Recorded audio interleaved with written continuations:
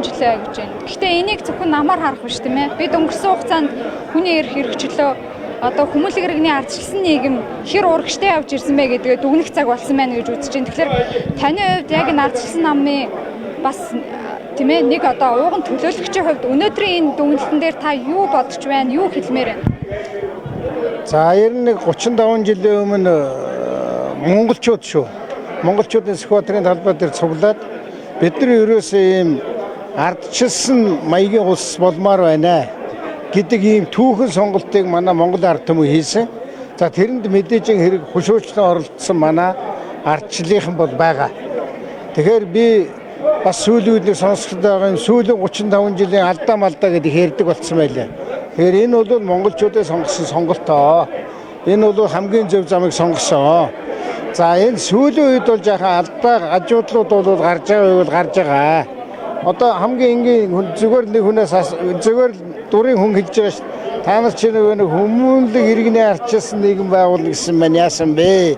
Нэг хэсэг нь баяжиж, нэг хэсэг ихэнх нь хоосорч ийм сонин байдал үүсчлээ. Үг хэлэх хэрэгчлээ, хэвлэл нийтлэх хэрэгчлээ олон юм ингээд яг ухраад байна ш. Тэгэхээр за бүх юм одоо гүлгэр явна гэж байх уу? Тэгэхээр 35 жилийн хугацаанд миний харж байгаагаар шүү. Олсон ололт амжилт хүрсэн одоо олон юм бий. Гарч байгаа алдаа завхарлаас байгаа. Тэгээ яг одоо засаад сайжруулад явах ёстой хамгийн гол юм байдаг. Энэ ардчил гэдэг бол ерөөсөө ард иргэдийн санаа оноог сонсох тэдний тусгал болж засгийн газар их хурл бид нар шүү дээ ажиллаж явах ёстой. Тэр жаахан дутмаг байна уу? Сүүлийн үед зүгээр их хурл муралдаар харж байхад жаахан хүчинтсэн маягийн хүчинтдэг шийдвэрүүд гарч ийн үү? Энэ бол их харьцсан арга зам биш. Асуудал гаргаж тавьж болно. Асуудал гаргаж тавиад сайхан хэлэлцээд шүүмжиж болно шүү дээ. Өөр өнцгөр хараад ярьж болно шүү дээ. Тэр нь бол дайсан биш байхгүй. Тэр хүний үгийг сонсоод энэ хүний бодож байгаа юм, энэ хүний бодож байгаа юм. За хэдүүлээ ярилцъя. Болохгүй хойшлуулъя.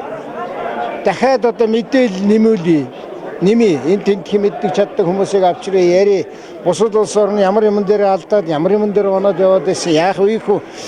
Нэг ийм л жаахан одоо гадаад үг хэлчихэд диалог гэж ийм харилцан яриа, харилцан мэтгэлцэх, ухаан бодлоо уралдуулах бид нар Монголд амар их боломжууд байгаа. Ийм жаахан дутж гэнэ гэж бодож байна. Тэгтээ яхад юм гөлгөр явах юм биш. Одоо ардчилсан нам засагт орсон нь амжилт уу эсвэл ухралт уу юу гэж хардаг юм бэ?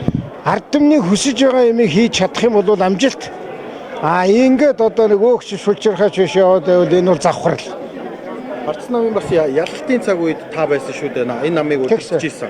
Тэгэхээр энэ нам одоо ардчилсан хувьсгалаас 35 жил. За энэ бам байгуулснаас одоо 20 гаруй жил болж байна. Тэгэхээр энэ хугацаанд яг ардчилсан намын хамгийн том оноо нь юу вэ? Оноо нь бол ерөөсөө манай ардчлалын гарч ирэхтэй нөгөө өөрийнхөө зарчим үнэт зүйл дээр байдаг. Ард түмнээ сонсдог. Ард түмний ах амжиргаан дээр номер 1 ач холбогдол өгдөг. Аж ахуй нэгжүүдээ дэмждэг.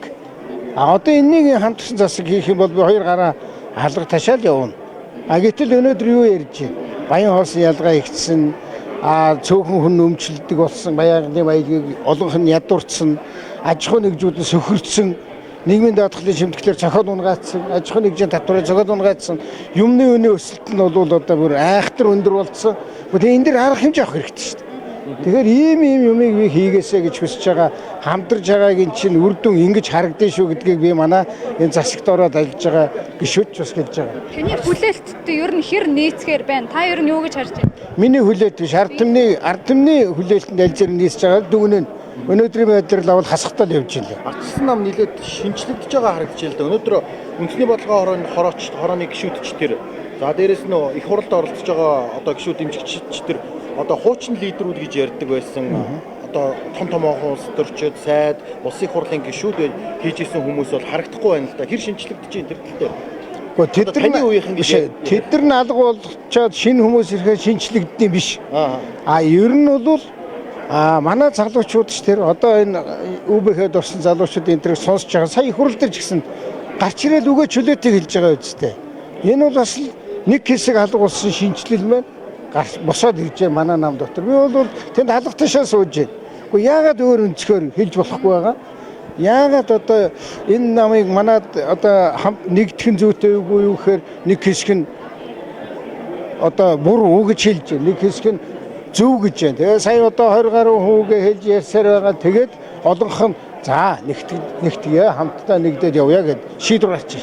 Ийм л эрүүл сарвал байх ёстой. Тэгэхээр манай залуучууд бас унган мэдрэмжтэй байл шүү дээ. Тэр саяны ноорог моорог би нам ярихгүй зүгээр ингээ нийгмээ хараад ингээ юунд бас жаахан санаагаар ундаг гэхээр арай ингээ юм маань зогсоо тасарчих юм биш байгаа гэсэн чинь нооргийн залуучуудын үйл явдалд манай нийгмийн өгч байгаа тэр хариу яриа үйлдэлийг харахад бол би баярлсан.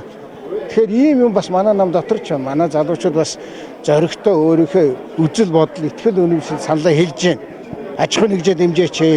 Одоо ингээд бид нар хөдөөнөөс ирлээ цагаар шахаад одоо битгий нураагаад байгаа чиг зөв үнэнд байгаа юм. Тийм учраас сайхан ил тод болж байна. Юм ингээд бас буцаж сэргэж эхэлж байна. Тэгээд миний түрүүчийг хэлээд байдаг шиг ард түмний хүлээлтэнд таарсан ажил хийгээд өгөөч засаг газар. Ард түмний хэн хүсээгүй шүү дээ. Юу хийсэн юм бэ? Үгүй нэг 5-3 төгрөгтэй ажилтаа орлоготой нэг хүүхдүүд мөн бүгдээрээ солонгос явчихгүй шиг нэг амьдрч гарах юу байна. Тэгээ нэг татвар матвар жижиг сэжгүй жижиг юм доо. Уг нь энийг бол хийх амархан хүсэл хэрэгтэй. Заавал баярлалаа. Ганцхан асуулт. Хамгийн ойрын одоо сонгуул бол одоо ерөнхийлөгчийн сонгуул байна шүү. Өөрийг хаа байсан би хоёр мэдээж Монгол ард намын хувьд улс төрийн намын хувьд бол бэлтгэл ажил явагдах байх. Таны хувьд энэ нам яаж ажиллавал ерөнхийлөгчийн сонгуульд ялт байх вэ? Дээрээс нь 27 оны сонгуульд одоо хамгийн түрүүнд 1-р 2-р яригдж байгаа хүн бол Ардчилсан намаас таны нэрээр ярьж байна. Энэ дээр та ямар бодлоо?